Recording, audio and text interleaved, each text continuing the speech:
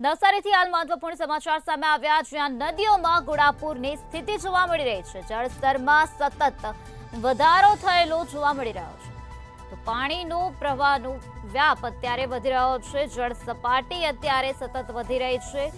નીચાણવાળા વિસ્તારોને અત્યારે એલર્ટ કરવામાં આવ્યા છે, તો ગણદેવીના 12 જેટલા ગામો અત્યારે સંપર્ક વિહોણા થઈ ગયા છે। લોકોને હાલાકી ભોગવવાનો વારો આવ્યો છે।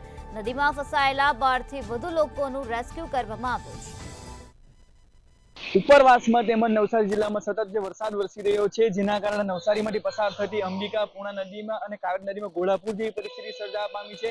આપણે હાલ જ ઊભા છે ગંડકીમાંથી પસાર થતી જે અંબિકા નદી છે, અંબિકા નદીના પથમાં આપણે ઊભા છે। તમને દ્રશ્યો બતાવવા માંગીશ કે પાણીનો જે ધસમસતો પ્રવાહ છે, જે ઉપરવાસમાં ધોધમાર વરસાદ વરસ્યો હતો, જેના કારણે પાણીની આવક થઈ રહી છે।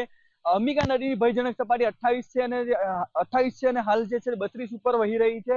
ત્યારે ચોક્કસપણે કહી શકાય જે નીચાણવાળા વિસ્તારો છે, નીચાણવાળા વિસ્તારોને પણ તંત્ર દ્વારા એલર્ટ કરી દેવામાં આવ્યા છે। ત્યારે અહીંના જે આગેવાન છે, આગેવાન દ્વારા અહીં જે નદીના પથમાં જે લોકો ફસાયા હતા, 12 થી 15 જેટલા મજૂરો ફસાયા હતા, તેમને રેસ્ક્યુ કરવામાં આવ્યા છે। મજૂરો ફસાયા હતા, રેસ્ક્યુ કરવામાં આવ્યા છે।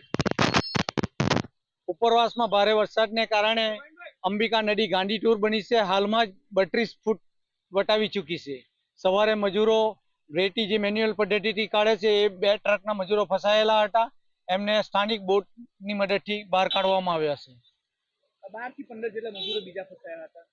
એ મોલી ગામે 2-3 મજૂરો હતા, એમને સ્થાનિક તરવૈયાઓની મદદથી એમને પણ રેસ્ક્યુ કરવામાં આવ્યા છે।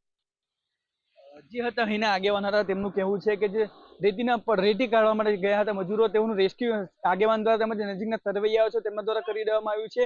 હાલની સ્થિતિની વાત કરવામાં આવે હાલ જે પૂર્ણા નદી છે, પૂર્ણા નદી પણ ભયજનક સપાટીની નજીક પહોંચી રહી છે।